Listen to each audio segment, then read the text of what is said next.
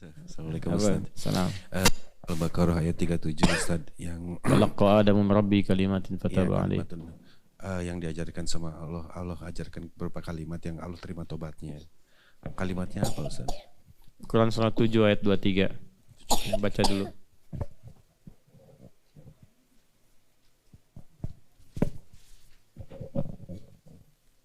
Itu tuh ambil musab, kasih musab biar tahu posisinya di mana, biar ingat.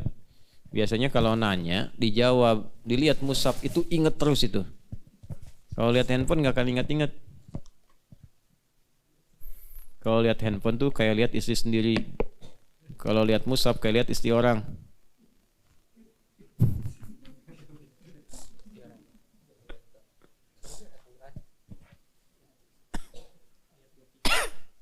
Ada.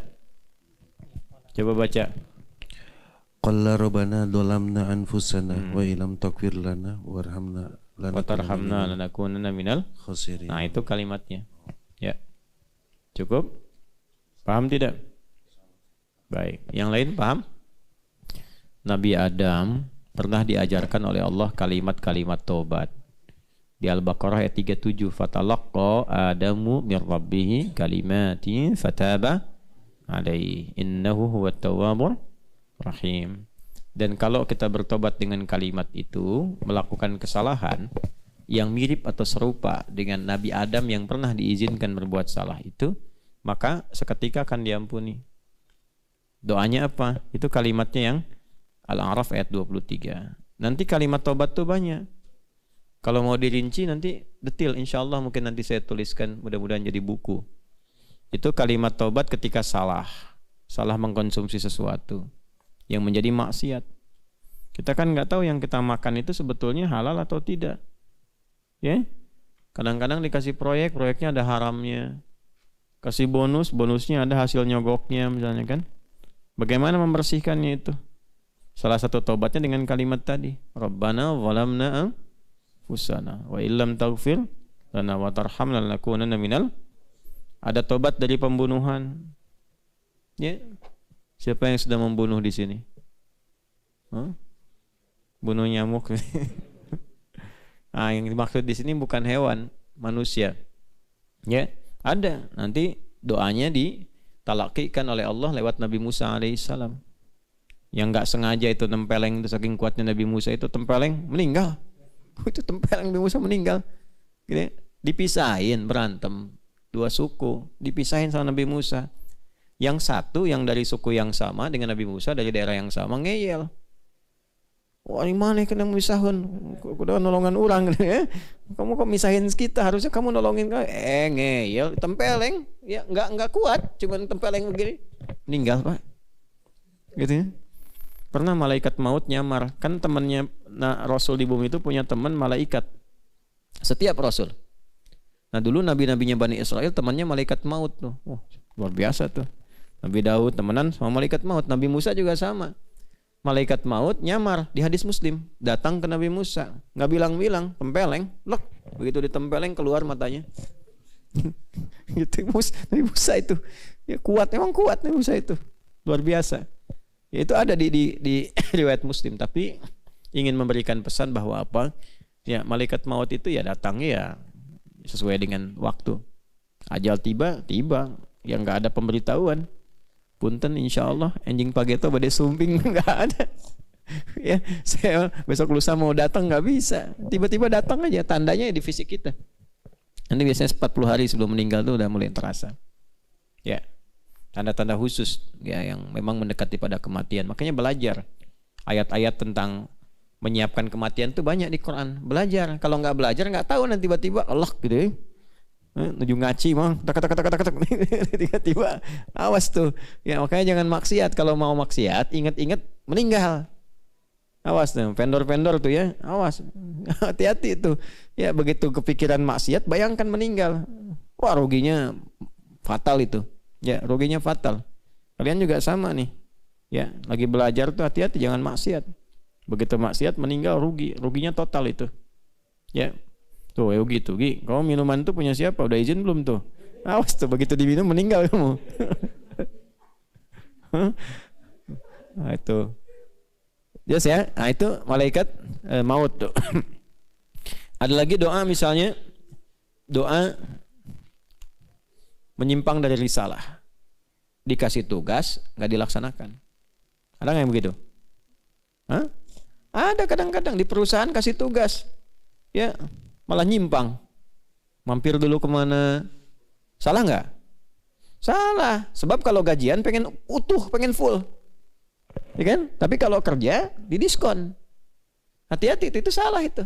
Nanti ada zikirnya. Awas, kalau kita, jangan kita lah ya. Saya nggak mau terlibat tuh. Kalau ada kalau ada orang yang sering ngurangin kewajiban, tapi pengen hak penuh, itu satu saat nanti akan sering ditimpa musibah. Yang mengurangi hak yang dia ambil yang bukan haknya. Hati-hati itu. Hati-hati. Nah, nanti ada zikirnya itu. Zikir Nabi Yunus namanya. Nabi Yunus itu diminta oleh Allah berdakwah karena umatnya nyebelin gitu kan. Ya udahlah, kata kalau nggak mau didakwahin mah saya pergi aja gitu. Ya padahal itu ujian dari Allah. Karena ditinggalkan tugasnya, maka ya lari masuk ke dalam bagian dari masyarakat yang masuk ke perahu, tiba-tiba perahunya kepenuhan harus dilempar. Yang kena Nabi Yunus, telan sama ikan besar, ikan paus kan, masuk ke dalam. Kalau nggak zikir itu kata Quran, kalaulah dia tidak berzikir itu, tidak memohon kepada Allah, itu di dalam perut ikan itu sampai hari kiamat. Nah, tapi ketika dikeluarkan, itu bahasanya bukan dikeluarkan dari perut ikan, bukan. Dikeluarkan dari awan gelap yang menaungi. Ya, wa dhannuni idh dhahaba mughadiba. Itu ayatnya. Quran surah ke berapa? 21. Ayat berapa? 87 sampai 88. Wa dhannuni idh dhahaba mughadiba fa dhanna an lan naqdira alayhi fanada fi dhulumati alla ilaha illa anta subhanaka inni kuntu minadh zalimin. Setelah itu apa? Fastajabna lahu. Kemudian wa najjaynahu minal gham, bukan minal hut. Padahal ditelannya pakai hut kan, ikan besar kan. Tapi dikeluarkannya itu bukan dari hut tapi dari gham. Ya. Dan ingat belum selesai ayatnya. Wa kadzalika nunjil mu'minin. Gham itu awan gelap yang menaungi. Itu bahasa majas, bahasa kiasan. Kadang-kadang kalau kita sedang diuji dengan jangan kita lah. Kalau ada orang diuji dengan musibah yang berat gitu. Itu kan kayak kena awan gelap ya. Ya, kayak gelap gitu, mau makan susah, jalan linglung, ya kan? Tiba-tiba diberhentiin, nggak ada hujan, nggak ada angin, nggak ada petir, berhentiin. Proyek udah lelang, keluar miliaran, nggak dapat, diserobot orang, kayaknya gelap, telak. Jalan pusing, kasih ayam nggak mau karena belum dimasak. Linglung, jalan capek gitu ya. Nah itu gham namanya. Ya, nah zikirnya apa?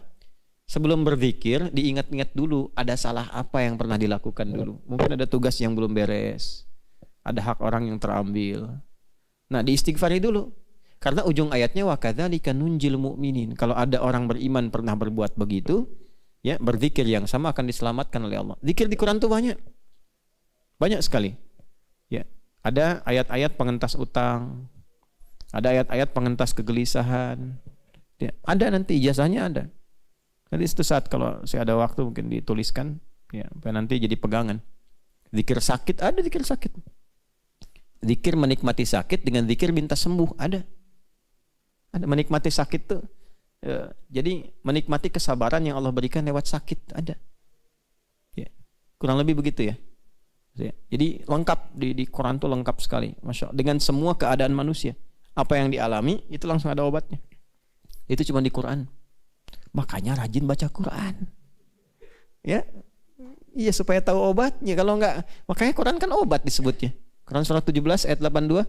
Wa nunazzilu minal Qur'ani ma huwa syifa. Jadi kalau kita rajin baca aja insya Allah dapat ketenangan pada jiwa.